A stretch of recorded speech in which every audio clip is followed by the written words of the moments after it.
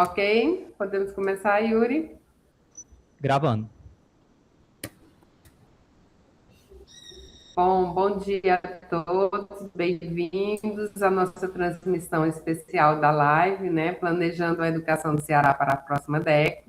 Então, esse encontro marca uma fase de uma série de 13 transmissões, com espaço de diálogo, escuta, uma construção coletiva, né? Destinada a discutir o futuro da educação cearense. Então, é um momento estratégico de diálogo, de articulação e de fortalecimento das questões educacionais aqui no nosso estado. Eu sou Joísia Lima, professora da rede estadual, atualmente lotada na SEDUC.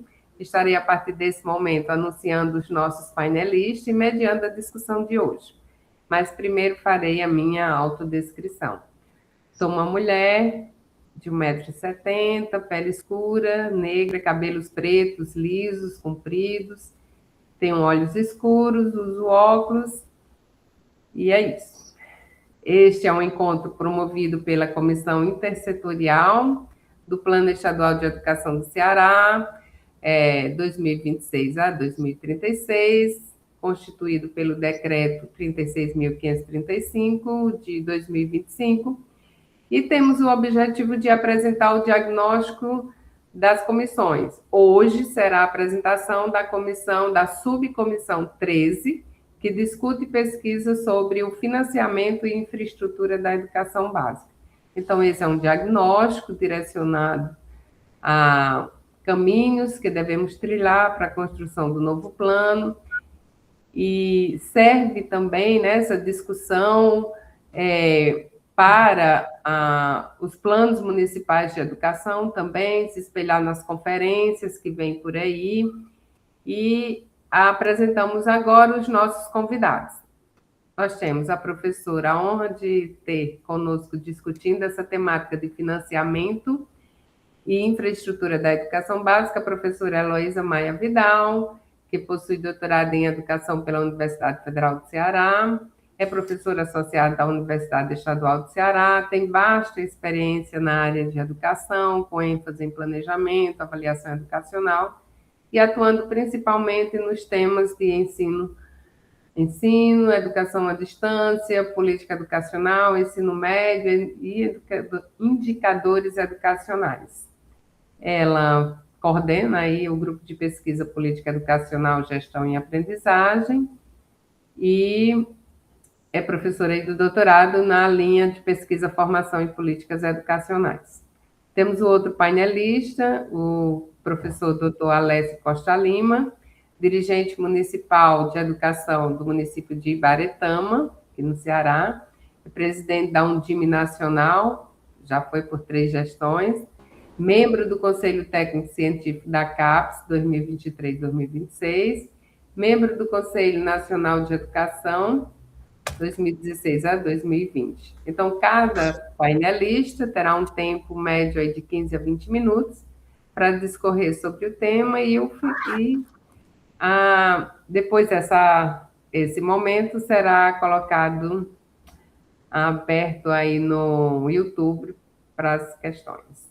Então, que esse momento seja fecundo em escuta, reflexão, compromisso, pois planejar a educação é um ato político, né, que exige esse momento de escuta e exige a responsabilidade social. Então, desejamos a todos uma excelente jornada de diálogo e aprendizagem. Convidamos para esse momento o primeiro painelista, o professor Alessio, que vai discorrer aí sobre o financiamento da educação. Bem-vindo, Alessio. Obrigado, Joísa. É um prazer estar aqui com vocês mais uma vez. Saudar aqui a Heloísa, né, que estamos integrando, né, juntamente com outras pessoas, nessa subcomissão 13, né, que é onde nós estamos fazendo sucessivas discussões, né, levantando dados e informações para a construção desse texto referência, né, que tem por objetivo subsidiar as discussões e os debates, tanto nas conferências regionais, como na conferência estadual para a elaboração do Plano Estadual de Educação, e também a gente acredita que esse texto também possa contribuir nas discussões por ocasião das conferências municipais, que os municípios terão também que fazer para a elaboração dos seus planos municipais, né, para a próxima década, né? E aqui a gente fez um esforço a partir de várias reuniões presenciais e virtuais, né, para levantar o maior número de informações, porque quando se deseja, de fato, transformar uma realidade, né, você precisa partir de um diagnóstico mais preciso possível dessa realidade. Então, nesse sentido, faz-se necessário termos, né, um conjunto de informações, né, que possam, né, nos dar uma orientação de fato de quais são os grandes problemas, quais são os grandes desafios e quais são as oportunidades, as estratégias que possam ser pensadas no sentido de transformação dessa sociedade, né? Então, assim, esse trabalho, né, da Subcomissão 13, ele cumpre, né, assim, o papel de elaborarmos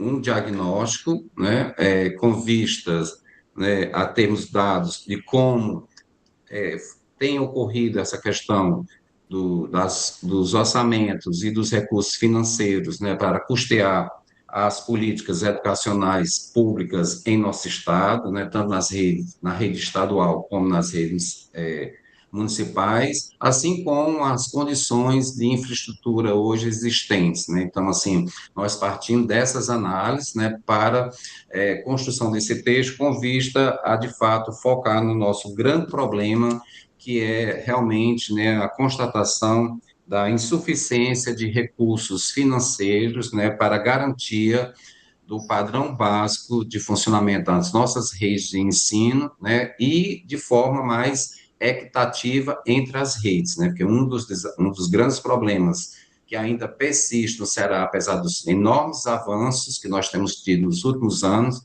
essa questão das desigualdades estruturais e socioeconômicas existentes entre as redes municipais aqui em nosso estado. Então, assim, de fato, nós nos deparamos com esse problema da escassez e insuficiência de recursos, bem como dessa questão da inequidade, né, das redes educacionais cearenses, né? No próximo slide aí a gente está vendo aí assim uma frase que eu gosto muito dessa frase, principalmente quando nós estamos sendo desafiados a construirmos um plano decenal, que é um plano ambicioso para os próximos 10 anos, né? Então, assim, um plano sem orçamento, né, é apenas uma carta de intenção. E essa máxima, ela é muito verdadeira, né? Se não basta só apenas diagnosticar problemas, mapear e dizer o que você quer, né? Sem você fazer realmente um estudo das condições para viabilizar aquilo que se deseja, né? Então, assim, é fundamental, ao se elaborar um plano, seja ele qual for, mas principalmente no caso de um plano decenal, né, ao ser elaborado esse plano, ao se construir as metas e estratégias que se desejam, né, é fundamental que essas metas estejam ancoradas a partir da realidade financeira existente e das possibilidades de ampliação desses recursos quando for o caso. Aí a gente tem aí uma figura bem emblemática, né, que mostra o que é um plano decenal, que não olha para essa questão da dimensão financeira, que é o que dá sustentação ao plano decenal, e do lado a gente tem outra figura que é uma estratégia financiada, ou seja, um plano que realmente teve previsão orçamentária para execução das suas metas. Então, a gente sabe que a relevância de um plano decenal reside na sua capacidade de planejar e transformar a realidade educacional daquele momento, né? Mas, para isso, é fundamental a gente termos essa condição de financiamento bastante discutida de forma a tornar esse plano algo viável e algo exequível, né? A gente inicialmente aqui fica só a título de contribuição, sobretudo para o aprofundamento dessas leituras e dessas discussões, né? Aqui a gente fez um leve arcabouço legal, né, do nosso marco legal, sobre essa questão do financiamento aqui em nosso país. Então, a gente parte da Constituição Federal lá de 88, né, onde a Constituição traz a questão do direito à educação, a igualdade das condições de acesso, né, e também o direito a um padrão de qualidade em educação, que são questões, são princípios inegociáveis que está posto na nossa Carta Magna. Na sequência, a gente vem lá para 1996, a aprovação da LDB, que ela vem justamente definir quais são definir o padrão de qualidade, né, contemplando todas as questões dos insumos que são necessariamente, né, e todas as variáveis envolvidas que são necessárias para um processo de ensino-aprendizagem que consiga realmente fazer essa entrega de uma educação de qualidade. Na sequência, a gente tem agora, recentemente, né, em 2020, a aprovação na terceira geração do Fundeb, né, o novo Fundeb, a Lei 14.113, que institui o novo Fundeb, né, e nesse novo Fundeb a gente tem avanços significativos, principalmente com a ampliação da complementação dos recursos federais da União de 10% para 23%, que está se consolidando agora no ano de 2023, foi fundamental ter mais aporte da União e principalmente as três formas de redistribuição desses recursos federais, né, através dos mecanismos do VAAT e do VAA, que são inovações da nova legislação do Fundeb, que vem justamente para tentar minimizar esse problema da falta de equidade nas redes de ensino nos 5.570 municípios brasileiros e nos 26 estados e Distrito Federal. Temos também, muito importante, a lei complementar aprovada recentemente, em 2025, que regulamenta o Sistema Nacional de Educação.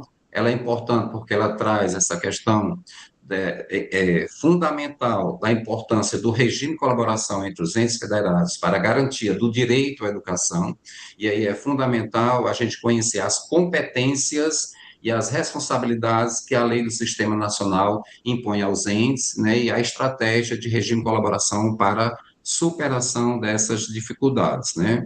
Recentemente, nós tivemos, até a Joísa, né, trouxe para a gente, para o debate, essa questão da Lei 15.360, né, que é bem recente agora, em 2026, que ela fixa as condições materiais mínimas de infraestrutura, né, tendo como referência o custo aluno-qualidade, que é uma luta histórica dos profissionais da educação para termos o custo aluno, de fato, implementado, que venha garantir mais aporte de recursos financeiros de acordo com um padrão de qualidade que nós esperamos. E, recentemente, nós tivemos mais recente a Lei 15.388, que é a lei que aprovou o Plano Nacional da Educação, né, para esta década, 2026 a 2023, e no Plano Nacional da Educação estão lá postos os objetivos, as diretrizes, metas e estratégias nacionais, das quais nós, agora, nesse momento, estamos fazendo o exercício enquanto Estado do Ceará, para elaborarmos o nosso plano estadual alinhado com os objetivos, as diretrizes, metas e estratégias do Plano Nacional da Educação. Então, perceba que a gente está num momento muito oportuno, esse é um momento muito feliz para a educação do nosso país, onde nós estamos vivenciando a construção do que será feito na próxima década, né? Então, a lei do Plano Nacional já explicita, né, o que está posto em termos nacionais, estamos agora, nesse momento, fazendo nosso dever de casa e construirmos o nosso plano estadual de educação. E, é claro, deixei à parte aí, né, essa questão do novo Fundeb, para a gente mergulhar um pouquinho mais nessa questão, porque o Fundeb, né, especialmente o novo Fundeb, ele é o coração da política de financiamento público, né, no sentido que ele foi pensado para minimizar, né, essas relações de desigualdade, essas relações de falta de equidade entre as redes existentes, né? Nós estamos exatamente no ano de 2026 e é neste ano que a União completa, né, assim, a sua teto máximo de transferência dos recursos federais para o município, atingindo os 23%, que estão divididos, né, entre as três formas de complementação, 10% pelo VAF, 10,5% pelo VAT, né, e 2,5% pelo VAR, né, do montante de todo o recurso do Fundeb, né? A gente tem essa questão hoje, né, o aporte do recurso nacional. A previsão para 2026 é que a nossa contribuição da União para os estados e municípios brasileiros ultrapasse os 370 bilhões. Então, assim, de fato, é um volume de recursos significativos. A gente sabe que os desafios são enormes, mas esses recursos ainda não são suficientes, como a gente mostra no nosso diagnóstico aqui de Ceará, mas eles representam um enorme avanço em termos da ampliação do que antes existia, né? E aqui, qual é o impacto desse novo Fundeb aqui no Ceará em termos reais, né? A gente tem que desses 370 bilhões que a União compartilha com os municípios e estados brasileiros, nós temos, né, quase 6 bilhões, 5,6 bilhões são destinados aqui para o estado do Ceará, né, comparado com os dados de 2025, nós vamos ter em 2026 um aumento de mais de 11%, né, nessa transferência de recursos da União para o Estado do Ceará, e quando a gente mergulha nas três formas de complementação, a gente percebe que, entre elas, a que mais sobressai é justamente o VAT, né, nós vamos aprofundar daqui a pouco, né, que o VAT, justamente, ele tem um crescimento, enquanto que os recursos globais da transferência para o Ceará cresceram em torno de 11%, o VAT cresceu algo em torno de mais de 26%. Então, nós vamos perceber a importância que o VAT está tomando nessa remodelagem da dinâmica de financiamento nos municípios cearenses, né? Nessa lâmina agora a gente vê, né, assim, adentrando na questão dos recursos da complementação da União, como eu falei anteriormente, ela se divide em três formas de complementação: o VAAF, Valor Aluno Ano do Fundeb, o VAAT, valor, que era o tradicionalmente já dos modelos anteriores da geração do Fundeb, o VAAT, que é o Valor Aluno Ano total, né, que leva em consideração, né, todas as receitas do ente federado e o que ele precisa ainda para chegar ao VAT mínimo nacional e essa diferença é exatamente o que ele irá receber da União. Perceba-se que no VAF essa distribuição toma como referência o volume de recursos dos estados, do estado e seus municípios junto, quando não atinge o mínimo nacional. No VAT, né, essa análise é feita ente a ente, município a município. Então, você pode ter um município extremamente carente num estado que tem uma situação econômica mais favorável, que não recebe VAF, mas com o mecanismo do VAT, esse município passa a receber. Então, o VAT, ele é fundamental, é um elemento novo nesse novo Fundeb, e é o mais diferencial, porque ele vem justamente para a redução das desigualdades educacionais no país, né? Ele vem justamente proporcionar mais equidade em termos de financiamento das redes de ensino. E aí a gente tem, assim, a terceira forma de complementação, né, que é o VAR, Valor Aluno Ano Resultados Educacionais. O VAR, ele tem uma dinâmica diferente das duas formas de complementação anterior. Aqui está sendo feita essa questão da valorização e reconhecimento daquelas redes que obtêm o avanço nos seus indicadores educacionais, com foco na redução das desigualdades socioeconômicas e raciais. Então, assim, o VAR, ele vem como um estímulo, né, para que aquelas redes possam cada vez mais avançar nos seus indicadores e reduzir a questão das desigualdades internas da sua rede do ponto de vista socioeconômico e principalmente também nessa questão racial, né? Então, esse é o mecanismo novo, né, do novo Fundeb, que está fazendo com que os municípios captem mais recursos da União. Aqui, analisando agora cada um de forma isolada, vamos iniciar pelo VAAF, Valor Aluno Ano do Fundeb, que era o modelo tradicionalmente de transferência para aqueles estados que no somatório não atinge o mínimo nacional, eles recebem. No caso, o Ceará sempre recebeu, ao longo de toda a existência da criação desde o Fundef, né, até o Fundeb, o Estado do Ceará e seus 184 municípios recebem, né, esta forma de complementação, né? Então, hoje, atualmente, 100% dos municípios cearenses, o próprio governo do Estado do Ceará depende de transferência dos recursos federais para atingir o valor aluno ano nacional, né? Ou seja, isso demonstra, né, uma vulnerabilidade, né, e dependência do Estado do Ceará e seus municípios do repasse de complementações econômicas do governo federal, né? Então, assim, isso é um primeiro dado que é importante nós termos clareza em relação à realidade financeira e socioeconômica do nosso Estado, né? Então, nós dependemos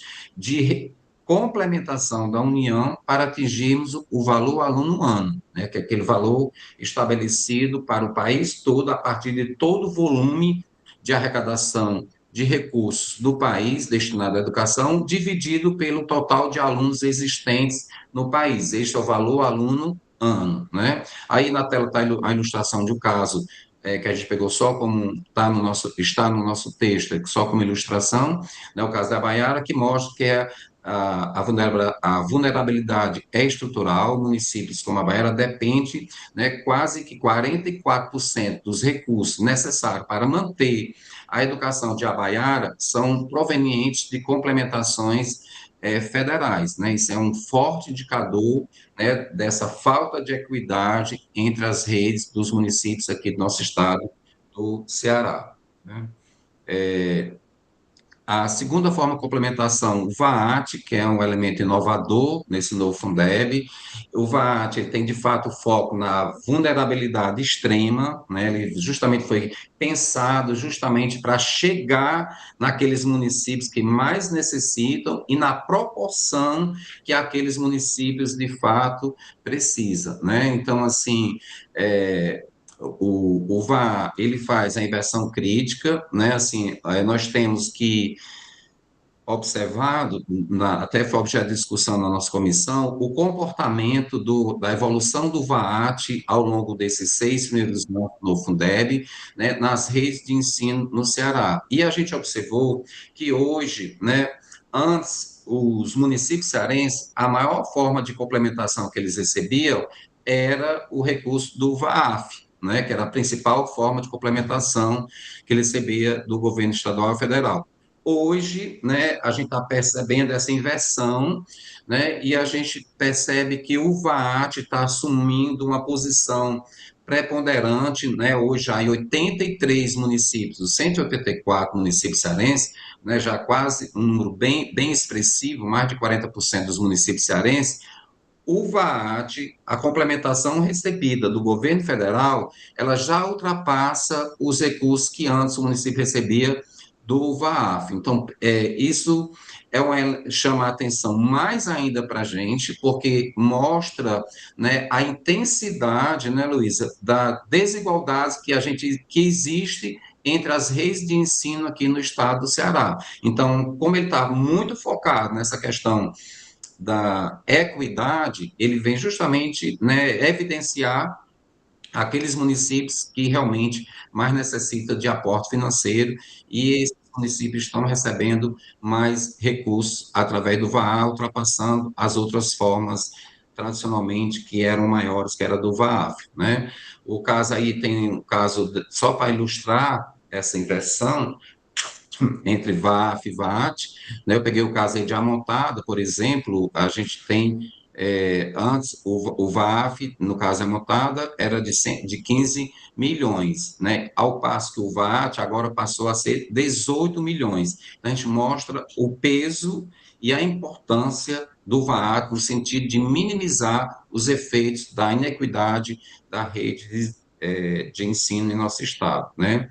E aí, por aí vai, tem outro caso também que a gente pegou como a título de ilustração da importância dessa nova forma de complementação, que nas nossas primeiras análises críticas, enquanto analista de financiamento da educação no país, a gente já tem observado que o VAT ele tem cumprido o seu papel para que a sua missão, para o que ele foi criado, né, no sentido de reverter e minimizar essas desigualdades de financiamento no nosso país. E aí, o caso de Arneróis, a gente percebe claramente, assim, para a rede manter o seu funcionamento regular dentro dos atuais padrões hoje vigentes no município, o município ele recebe um aporte de complementação só do governo federal na ordem de 3 milhões, né, utiliza os seus 5 milhões pró e recebe 3 milhões só do governo federal. Então, isso mostra a importância que está tomando o VAAT na política de financiamento da educação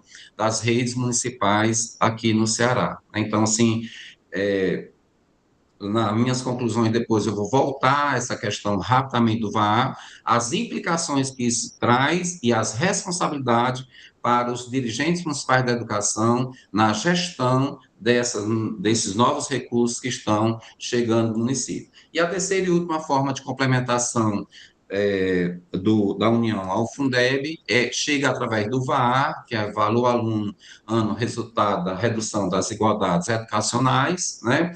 Então, o VAR, ele tem injetado recursos nas redes que melhoram, como eu falei anteriormente, a sua aprendizagem e reduzem as suas desigualdades raciais e socioeconômicas, né? Se observe que aí nesse gráfico de 2023 a 2025, né, a evolução, o número de municípios cearenses que conseguiram captar recursos nessa terceira forma de complementação, né? A Heloísa ressalta isso como uma oportunidade nas nossas discussões, que os municípios podem estar captando recursos adicionais, né, que estava necessariamente previsto, né, através da melhoria dos resultados educacionais e da redução da desigualdade. Então, a gente percebe aqui no Ceará também a importância, no estado que enfrenta problemas econômicos, né, a importância que o VAR também, apesar dele ser 2,5% do montante total da complementação da União, aqui no Ceará nós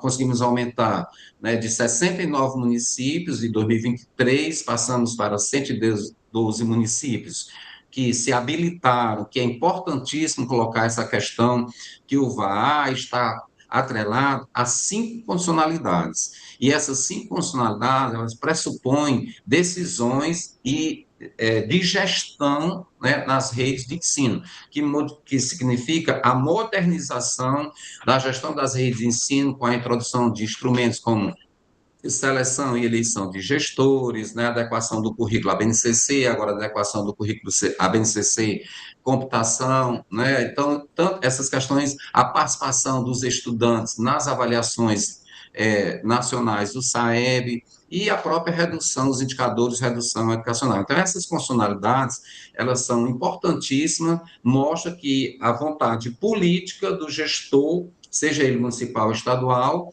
né, em trilhar os caminhos rumos à melhoria da educação do seu município. E para o ano de 2026, né, assim, a gente teve, né, assim, também já tem a previsão de um conjunto de quase 132 municípios, também já se mostrando aptos a receber essa complementação durante todo o ano de 2026, que dá um total de pouco mais que 70% dos municípios cearenses continuam conquistando, eu diria esse termo, conquistando essa terceira forma de complementação da União, que isso só melhora as condições de financiamento, sobretudo naqueles entes que têm mais dificuldade econômica e financeira, né?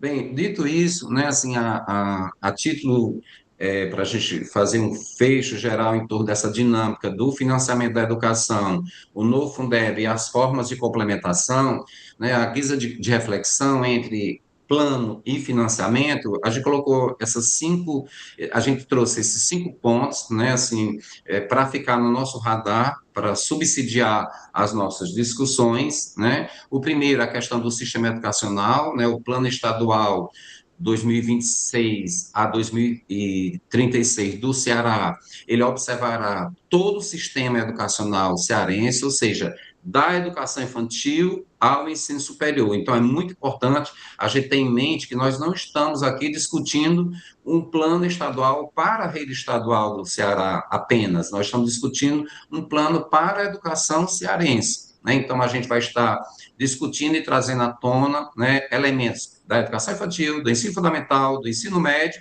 e da educação do ensino superior. Segundo ponto, essa questão de termos um olhar como bom planejador não pode se perder nas discussões, tem que ter esse olhar para a realidade orçamentária do Estado e de seus municípios. Então, o Plano Estadual de Educação deverá considerar a realidade orçamentária e financeira, né, do Estado e seu município e a necessidade ou possibilidade de ampliação desses recursos conforme as necessidades a partir das metas, estratégias, dos objetivos que venham a ser traçados.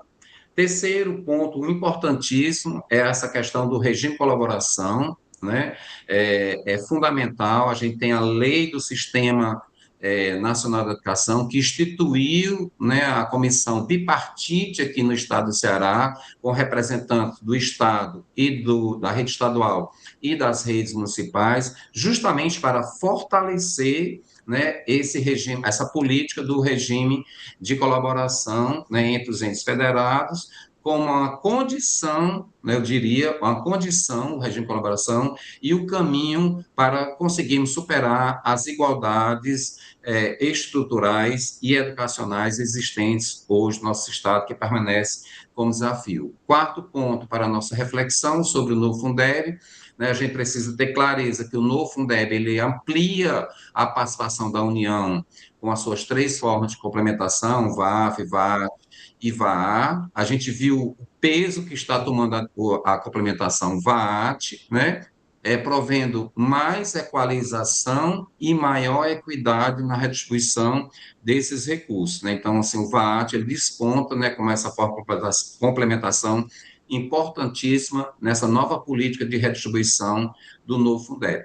E quinto ponto, para a gente estar no nosso radar de reflexão, o desafio do VAAT, especificamente mergulhando, né, nas três formas de complementação, né, o crescimento do volume dos recursos do VAAT recebido pelos municípios cearenses evidencia a enorme desigualdade estrutural e financeira das redes de ensino existentes hoje no nosso Estado e automaticamente impõe o desafio de ampliarmos a nossa capacidade de planejamento desses novos recursos que estão chegando ao nosso orçamento e bem como a questão da aplicação desses recursos, sobretudo pelas suas novas formas de subvinculação, que é importantíssimo. O VAT não veio solto, né? O VAT ele traz subvinculações constitucionais importantíssimas, uma delas, 50% desses recursos, desses novos recursos da União, devam ser destinados à educação infantil. Primeiro ponto, né? Isso é importantíssimo. 15% desses recursos também deverão ser destinados na melhoria das condições de oferta, ou seja, em investimento na aquisição de bens materiais, móveis e imóveis para melhorar as condições de oferta da rede. Então, assim, ele já traz esse elemento para a gente reduzir essa questão da desigualdade estrutural das redes de ensino anualmente. Então, anualmente, de todo o recurso recebido do VAAT, 50% tem que ir para a educação infantil, 15% para investimento na compra de materiais, equipamentos, né? E não podemos esquecer que do total, 70% tem que ser aplicado, né, tem que ser comprovado na aplicação de gasto com os profissionais do magistério. Então, são 5 pontos que vale a pena a gente termos nos nossos debates. E, para finalizar, Joísa, né, eu trouxe aqui só também a reflexão última, né, assim, que a nossa apresentação, a da Heloísa e a minha, assim, ela segue o mesmo padrão. De fato, nós estamos aqui desenhando uma engenharia de um futuro mais equitativo, né, Heloísa, aqui para o estado do Ceará. As próprias imagens mostram essas engrenagens, todas entrelaçadas, né, azeitadas, né, para que a gente possa dar passos significativos na próxima década aqui no nosso estado. Mas a gente precisa ter a clareza que o Plano Estadual de Educação não se sustentará apenas com metas inspiradoras. São importantes sermos ousados, como é característica do cearense, ser ousado, ambicioso, né, querer sempre melhorar cada vez mais, isso é próprio do ser humano. Temos que ter, sim, metas inspiradoras, mas para isso a gente vai exigir uma engenharia federativa de alta precisão em termos de política de financiamento e política de regime de colaboração entre os entes federados, União, Estados e municípios. Então, isso precisa estar muito claro para nós, porque o novo Fundeb, ele garante o alicerce do financiamento, né, a base dessa edificação, dessa engrenagem. A governança municipal, a gestão, né, do município, a boa gestão, né, não basta só ampliar, termos mais recursos. É fundamental também termos, paralelo a isso, né, a melhoria da gestão desses novos recursos. Então, a governança municipal levanta as paredes institucionais dessa engrenagem. E, por último, né, a superação desse paradoxo do mérito assegura que a equidade, né, que será um dos tópicos centrais desse novo plano decenal de educação do Ceará, essa questão de lutarmos para mais equidade das redes de ensino do nosso Estado, seja o teto que protege todos os estudantes cearenses. Então, essas são nossas 3 máximas que fica aqui fazendo a reflexão sobre essa questão do financiamento, do Fundeb e suas formas de complementação. Muito obrigado e a gente continua aí, né, dando sequência a essas discussões sobre financiamento.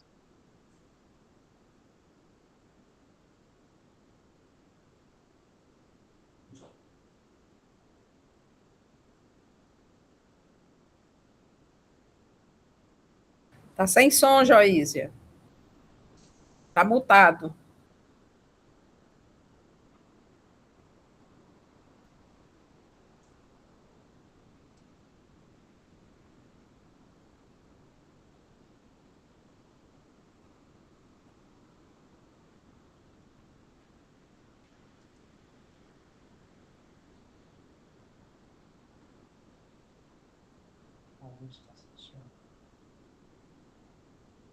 Luísa, você continua sem som.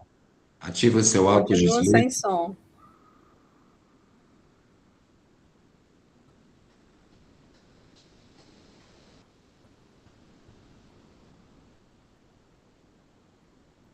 Enquanto a Heloísa restabelece o som, Heloísa, eu tenho a satisfação, o prazer de passar a palavra para a Heloísa, né, que esteve conosco em todas as discussões. A Heloísa é uma referência nessa área também de planejamento e financiamento da educação, né, já esteve conosco também na SEDUC, né, como subsecretário da Educação do nosso Estado, e a Heloísa vai dar continuidade aprofundando as questões dos desafios do financiamento da educação no Estado do Ceará, sobretudo a partir das condições estruturais existentes. A Heloísa vai fazer uma apresentação mais aprofundada, né, sobre essa questão dos nossos desafios. Heloísa, eu passo a palavra para você, dando essa continuidade. Obrigada, Alessio. Bom dia a todos e a todas. Como já foi falado pela Joísa e depois pelo Alessio, nós integramos a subcomissão 13, que trabalha com o objetivo 18, que é o financiamento e infraestrutura da educação básica.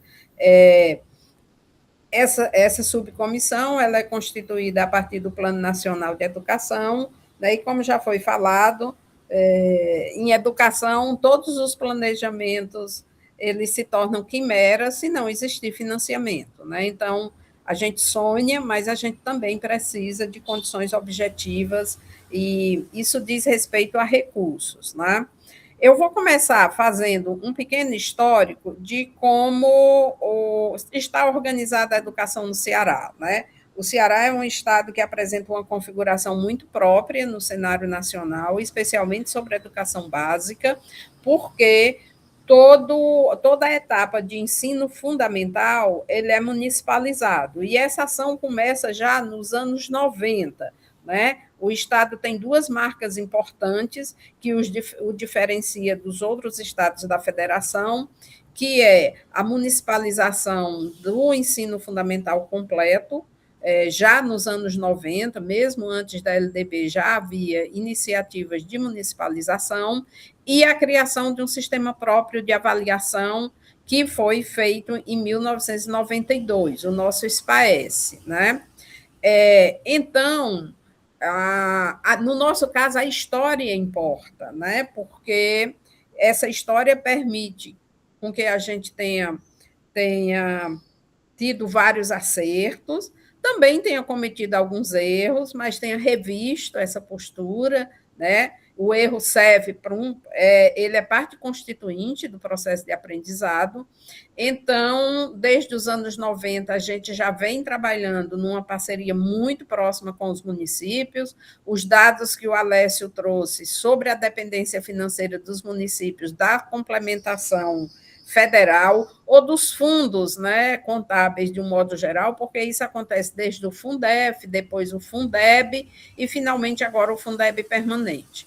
Mas fato é que, com a municipalização de todos os anos do ensino fundamental, o Estado conseguiu construir, ao longo desse percurso, um regime de colaboração intenso com seus municípios, mas não perfeito, né? Então, nos anos 2000, são marcados pela constituição do regime de colaboração, as políticas que têm uma relação de indução com a cota parte do ICMS, né? A partir dos anos 2010, a gente começa com iniciativas de educação integral e de educação profissional, né? As primeiras escolas de educação profissional, elas surgem em 2008, depois, em 2016, vêm as escolas de ensino médio em tempo integral, ou seja, a perspectiva do Estado em relação à sua própria rede, e continua o regime de colaboração. As ações do novo Fundeb, a partir dos anos 2020, já foram claramente explicitadas por Alessio, e o nosso desafio aqui é pensar fontes de financiamento para além do Fundeb no período 2026-2036.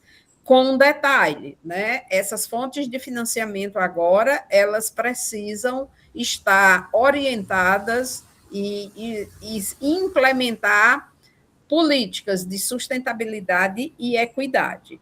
Se em algum momento a gente cresceu de forma desigual, agora a hora é de partir para a equidade. Então, um destaque que a gente tem em relação à nossa própria rede, a rede estadual, é que nós temos uma diversificação da oferta de ensino médio. Nós temos escolas de educação profissional, escolas de ensino médio em tempo integral, escolas de ensino médio de ensino médio regular, e ainda temos, né, espalhado por esse Ceará todo, cerca de 10% das matrículas de ensino médio no que a gente chama nexos escolares, que é uma estrutura e uma oferta muito sensível, porque ele tem alta vulnerabilidade, né? As condições de oferta não são as mesmas, por exemplo, das 3 outras ofertas anteriormente citadas. A gente precisa olhar para esse problema e achar uma nova solução para essas ofertas. Onde é que acontecem essas ofertas? Normalmente nos territórios muito grandes, nos municípios que têm territórios muito grandes, ou mesmo não, mas a maioria são municípios que têm territórios muito grandes e que têm comunidades muito afastadas e, às vezes, populações com uma população pequena, não é? E aí, do ponto de vista de análise, você não tem como colocar uma escola lá, né? Você precisa colocar turmas de primeiro ano, turmas de segundo, às vezes uma única turma, o que faz com que você tenha que fazer uma engenharia, né? Como a Alessio falou, a gente está todo tempo pensando aqui em estrutura, em organização do sistema, fazer uma engenharia para atendimento dessa população. E isso nos desafia a criar os anexos escolares ou as extensões de matrícula que precisam ter as mesmas condições ou condições similares às demais ofertas. Então, isso é uma fragilidade que o sistema apresenta, fora a sua diversificação, não é? Que faz com que a gente tenha valores alunos diferenciados para cada uma dessas ofertas, e isso vai ser um grande desafio para a nossa implementação no período de 2026 a 2036. Não é? Como foi falado já em relação ao Fundeb, e aí eu não vou me deter nisso, a baixa arrecadação fiscal dos municípios leva à necessidade de uma complementação federal expressiva, né, porque as receitas próprias são poucas, e também isso depende, não é só chegar à receita, né? Você não tem o caso só de receber a Receita Federal e isso está resolvido. Não. O recurso é condição necessária e suficiente para você implementar as políticas. Mas o grande desafio, né, o Alessio já falou disso, e eu reitero, são as questões associadas às governanças locais, tanto a governança do Estado como a governança dos municípios. Né? Além das vinculações e subvinculações que esses recursos possuem, gastar bem, utilizar bem o recurso é um grande desafio para todos nós. E para essa década não vai ser diferente. Não é? O próprio Estado já criou um indicador também vinculado a resultados, né, que é a cota-parte do ICMS e o Índice de Qualidade Educacional, é um mecanismo de indução para que as redes melhorem, né? E agora esse mecanismo ele vai se associar a um outro que também já foi falado, que é o VAR. Então, a gente precisa sentar, pensar e reorganizar a discussão em torno dos mecanismos que vinculam a cota-parte do ICMS, né, o IQE, e o VAR, no sentido de, além de fazer uma sincronização entre eles, para não penalizar os municípios com muitos indicadores de resultados, né, otimizar esse recurso naquele sentido que já foi falado anteriormente, da sustentabilidade e da equidade. E quando a gente fala em sustentabilidade e equidade, nós vamos discutir os déficits de infraestrutura física, né? Porque nós temos redes com vários problemas relacionados à infraestrutura física mínima necessária para assegurar uma educação de qualidade, conforme preconiza a nova lei que foi assinada em 2026, que é a Lei 15.360. Né? Então, esse desafio relacionado ao mérito do IQE junto com o VAA é uma demanda que nós vamos ter que se debruçar imediatamente após o início desse plano e fazer uma certa sincronização em termos de indicadores. Não é? Nós temos uma infraestrutura física bastante diferenciada, seja entre a zona urbana e as zonas rurais, tanto na rede estadual como nas redes municipais. A rede estadual tem uma infraestrutura física um pouco mais qualificada, né, onde os percentuais maiores de escola atendem realmente as condições básicas, né, mas existem alguns alertas, né, representados aqui por símbolos amarelos e laranjas, e as redes municipais, tanto urbana quanto rural, dos municípios, apresentam significativos déficits de infraestrutura física. E aí, nesse sentido, nós estamos falando de 2.300 escolas, ou seja, é um desafio muito representativo pensar em recursos, né, para assegurar essa infraestrutura física e atuar sobre elas, no sentido de construir o que for necessário, municiar as escolas com o que é exigido por lei, como banheiro acessível, sala de atendimento educacional especializado, quadra de esportes, né? Tudo isso são elementos que se fazem presente como desafios financeiros e operacionais para o plano 2026-2036, né? Registramos também, a partir do levantamento que foi feito nesse diagnóstico, um déficit pedagógico. Esse déficit pedagógico nas escolas se manifesta pela ausência de laboratórios de ciência, especialmente na rede municipal, né? Apenas 7% da rede urbana e 2% da rede rural nos municípios tem laboratório de ciências, laboratório de informática, né? A rede municipal rural tem um baixo atendimento de informática, e aí leia-se, além do laboratório de informática, o acesso à internet, e a ausência de bibliotecas. Apenas 18% das escolas municipais rurais têm bibliotecas. Então, esse déficit pedagógico é um contexto, né? Uma demanda que clama por imediata compensação, no sentido de você adequar essas estruturas escolares a condições de melhoria de aprendizagem. Por outro lado, está surgindo de uma forma muito intensa, né, o desafio climático, porque estamos numa região semiárida, sabemos que o clima, a temperatura é bastante alta, para um ambiente de sala de aula, onde você tem um aglomerado humano expressivo, isso é uma urgência. Né?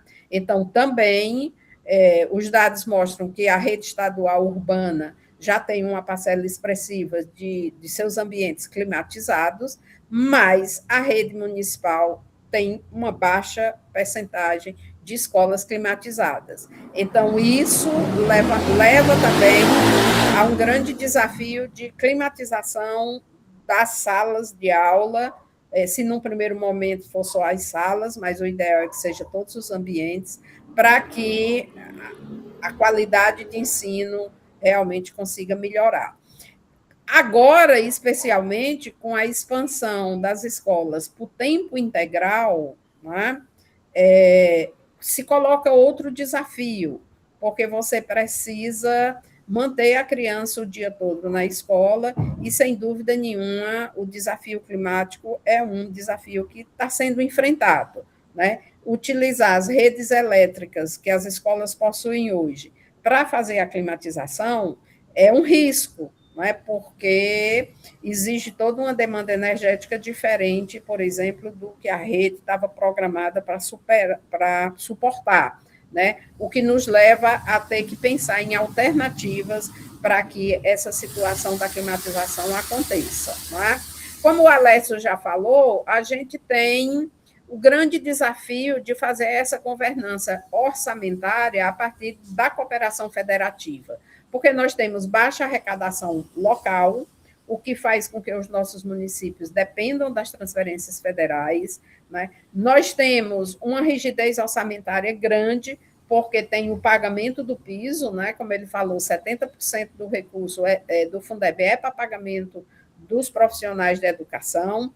Nós temos um desafio pela frente, que é o custeio da escola de tempo integral, que é um custo maior do que as escolas de tempo regular, né, e que consome realmente uma parcela expressiva dos recursos, né, o que leva a você ter uma paralisia de investimento, no sentido de que você não tem margem para construir laboratórios, salas climatizadas ou instalar mesmo uma rede de esgoto. Né?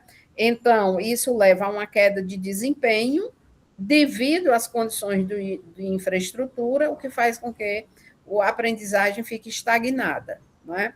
Além do que, como eu falei anteriormente, os dois mecanismos do VAR e do IQE são mecanismos meritocráticos, né? São concedidos bônus por mérito a quem conseguir alcançar determinados indicadores, o que termina sendo uma punição financeira para aqueles municípios que não conseguem, que são justamente os municípios que têm mais dificuldade de fazer a gestão da sua rede, têm poucos recursos, têm problemas de capacidades técnicas, né? E isso faz com que eles não alcancem o mérito necessário para ter acesso aos recursos provenientes dessas duas fontes, do VAR e do IQE. Então, isso são desafios que se colocam para o próximo decênio no que diz respeito à educação básica no Ceará. Então, fazer essa governança orçamentária em 184 municípios, na perspectiva de uma cooperação federativa, né, onde os dois entes, um não é subordinado ao outro, mas parceiro, passa pela construção e pelo desenho do Sistema Nacional de Educação, mas passa também por muito boa vontade política, estratégica, de condições de implementação e de disponibilidade para parcerias, né, para colaboração e o fortalecimento do que a gente chama o nosso regime de colaboração. Não é? Então, para isso, considerando esse contexto de dificuldades financeiras e de desafios para tantas redes, um dos estudos presentes nesse nosso diagnóstico diz respeito a identificação de fontes de recursos, né, seja fontes de recursos relacionadas a transferências constitucionais, seja fontes de recurso que você pode acessar no sentido de obter financiamento para ações específicas da sua rede. Então, a gente olha para 4 programas federais, né, que é o PNAE, Programa Nacional de Alimentação Escolar, o PNAT, Programa Nacional de Apoio ao Transporte Escolar, o PDDE, que é o Programa Dinheiro Direto da Escola, e o PAR, que é o Plano de Ações Articuladas. E a gente percebe que os recursos provenientes desses 4 programas, nós cearenses, redes municipais e rede estadual, poderíamos receber mais, mas para isso a gente precisa ampliar nossa capacidade técnica, porque, por exemplo, no PNAE, que é o Programa Nacional de Alimentação Escolar, 63 municípios não cumpriram a meta de 30 da aquisição da alimentação, 30% ser destinado à agricultura familiar. Isso é uma coisa importante, porque o recurso circula no município, né? Ele faz com que você tenha comidas frescas, né, da agricultura familiar, e, ao mesmo tempo, o recurso fique no município, né? O PNAT, nós temos alguns problemas relacionados às estradas vicinais, ou seja, aquelas estradas dos próprios municípios que apresentam precariedade nas suas condições, né? A frota, normalmente, também apresenta grandes dificuldades, e a terceirização é o tema recorrente, quando, na verdade, o próprio FNDE dispõe de linhas de financiamento de ônibus, né? Então, temos que pensar sobre tudo isso, discutir e aprofundar relações sobre possibilidades de eleger melhores caminhos para a utilização do PNAT. O PDDE, que é o Programa Dinheiro Direto na Escola, o que a gente observa é que existe saldos ociosos nas contas. Então, por quê? Se temos tão pouco dinheiro para a educação, se esse dinheiro que vem direto para a escola é tão valioso para a escola, por que temos saldo na conta? Por que reprogramamos recursos de um ano para o outro? A situação ideal era que os recursos, de fato, de um ano fossem gastos naquele ano, para no ano seguinte vir mais recurso, né? Então, a gente identifica diretores com dificuldades técnicas na execução e na prestação de contas. Isso gera temeridade e faz com que esses recursos não sejam gastos, né? E aí tem esse outro programa do FNDE, que é o Plano de Ações Articuladas, que seria a solução central de planejamento integrado via sistema. Lá, de fato, cada rede municipal e a própria rede estadual registra o seu planejamento para obtenção de recursos da fonte do FNDE. Ou seja, a vulnerabilidade, ela não é apenas fiscal, ela também é administrativa. Dinheiro na conta não vira infraestrutura sem capacidade técnica de engenharia e licitação local, né? Com um adendo que todos os processos de aquisição nos municípios estão mudando em decorrência da nova lei de licitações. Então, são desafios que a gente tem que ficar olhando o tempo todo e descobrir formas, no escopo do regime de colaboração, por óbvio, de ajudar e de contribuir para a maior captação de recursos, de forma a assegurar uma melhor qualidade da educação cearense. Uma novidade que nós temos para a década é o PROPAG, né? Que é aquele programa que foi feito já no governo Lula sobre o pleno pagamento da dívida, ou seja, os estados que devem recursos à União puderam reprogramar seu pagamento no sentido de parte desses recursos ser investidos em educação técnica profissional de nível médio, né? Então, no que diz respeito à rede estadual, a oferta do ensino técnico profissional vai ter um aporte adicional do PROPAG, né, que é um dinheiro novo para a educação, e o uso desse recurso está vinculado a metas, a condicionalidades, mas o Ceará pretende, com esse recurso, com a injeção desse recurso financeiro no ensino médio profissional, atingir 156 municípios do estado com cursos técnicos profissionais, seguindo as vocações de cada região. Né? Então, agronegócio na Ibiapaba, economia do mar em todo o litoral, e priorizando também as populações mais vulneráveis. Né? Isso é a meta que está sendo desenhada para o PROPAG, e ela é uma meta específica para a rede estadual. Tá? Para concluir, o que a gente encontra como desafio para a década, né, 26, 36, é a perspectiva de uma escola resiliente, né, e que se aproxime o máximo possível do padrão custo-aluno-qualidade. Então, se pensou na transição energética, justamente por causa da questão da climatização, né, o diagnóstico aponta para essa necessidade, com a instalação de painéis solares em todas as escolas. Por quê? Porque isso reduz os custos da energia, aumenta a resiliência climática e serve como ferramenta pedagógica. Nesse sentido, a gente pode, inclusive, pensar em estratégias de uso e de trabalho sobre a conscientização relacionada à mudança climática, como um tema transversal de várias disciplinas, mas também sobre os cuidados que a gente deve ter com o planeta.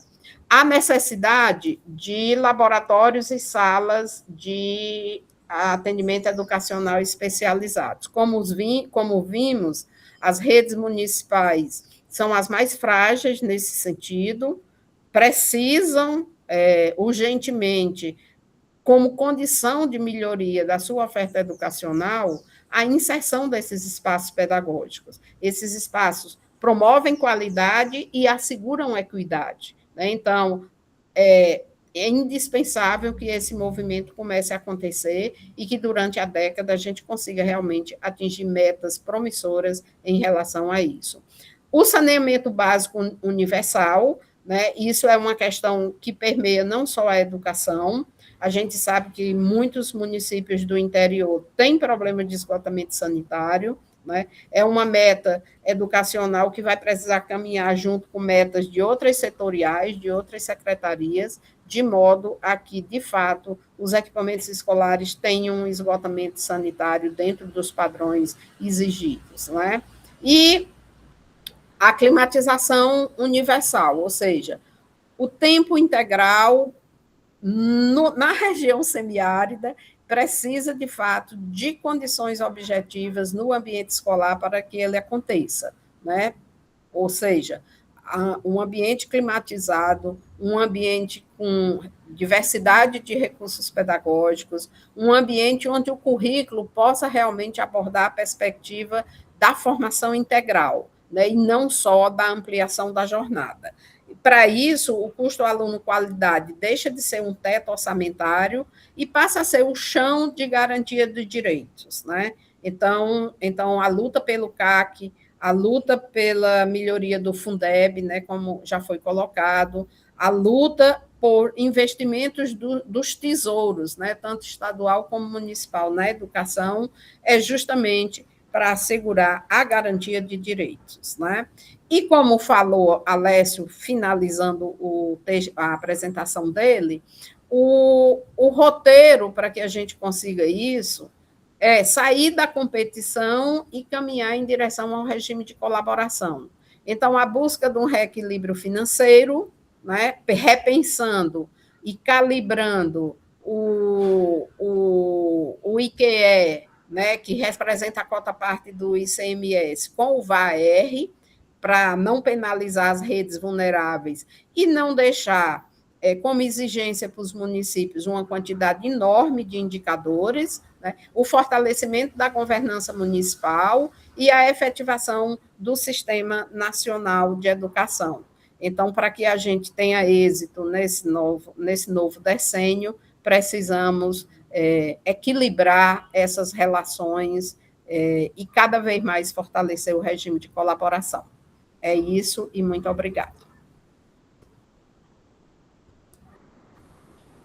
Obrigada, professora. Obrigada, Alessio. Meu computador voltou, tá? Ele deu uma travada aqui.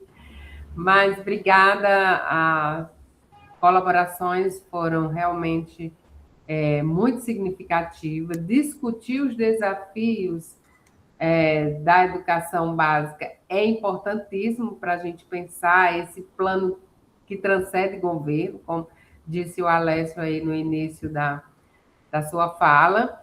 E os dois painelistas, parabéns, trouxeram os desafios e trouxeram também possibilidades de novos rumos, de novas discussões, caminho para se estudar, para pesquisar, para se encontrar a superação de alguns desafios, como os desafios da equipe técnica, como o desafio dos municípios de pequeno porte, dos municípios com um número de anexo que ainda os que se encontram em locais de vulnerabilidade, onde tem dificuldade de transporte, dificuldade da alimentação chegar. Então, a gente precisa discutir essa infraestrutura básica para dar condições básicas também, né? Como o custo aluno qualidade está aí, para a gente discutir também essas possibilidades de execução e de oferecer uma educação mais equinânime, equitativa, né? E que fortaleça para todos essa educação de qualidade. Então, realmente, a gente tem estudado e visto que a iniquidade entre as redes é existencial, é histórica, mas a gente precisa discutir e encontrar caminhos, né? Nesse sentido, esse plano, ele traz realmente muito forte esse conceito, essa discussão da equidade, da justiça social, do direito à educação, mas do direito à qualidade da educação para todos, em seu formato mais consistente, e não para e não diferenciado por território ou por categorias de ensino. Então, é isso. Alessio quer tecer alguns comentários finais aí? Mais agradecimento, Joísa, por integrar esse grupo e dizer da nossa satisfação estarmos aqui, trazendo para o debate tantas informações e ficar na expectativa que essa nossa contribuição possa auxiliar nas outras discussões que virão subsequentes nas regiões e na nossa conferência estadual. Um sucesso a todos e que tenhamos um excelente plano estadual para a nossa próxima década aqui, para o nosso Ceará, né, a terra da luz, né? Obrigada, Lésia. Professora também, muito obrigada pelas colaborações, foi uma verdadeira aula. Os municípios também vão ter conhecimento dessa discussão, vão se apropriar, até porque eles vão começar agora as discussões dos diagnósticos deles, né? Então, é muito importante essa discussão, né, professora? Sim, sim. Eu também gostaria de agradecer. Foi um prazer trabalhar nessa comissão de financiamento, né? Todas as pessoas muito qualificadas, com vivências práticas muito importantes, né? Isso traz uma nova conotação e uma nova abordagem aos nossos problemas, e me coloco à disposição para colaborar. Sei que agora vai chegar a etapa das regionais, dos municípios, então estamos aí, acho que a Alessio também, vamos fazer uma caravana pelo Ceará discutindo financiamento da educação. Esse tema é muito importante, inclusive para assegurar todos os outros objetivos que vão estar previstos no plano, né? Então, muito obrigada pela participação. Nossa, o privilégio foi meu de estar mediando aqui com duas pessoas tão especialistas no assunto, tão estudiosas. Eu confesso que aprendi muito e realmente estou muito feliz por estar aqui com vocês e com os outros colaboradores. A Vládia, quero justificar a ausência dela, que é a coordenadora desse grupo, não pôde estar presente conosco, mas esteve o tempo todo trabalhando conosco. Ao Vitor Hugo, nosso parceiro do IPES também, que nos ajudou nas discussões, e os outros colaboradores que aqui estiveram. Então, obrigada, pessoal, e por hoje eu creio que a gente deixou o nosso recado, né? Vocês foram muito felizes na fala, E é isso, obrigado pela parceria e estamos juntos, tá? Tchau. Tchau.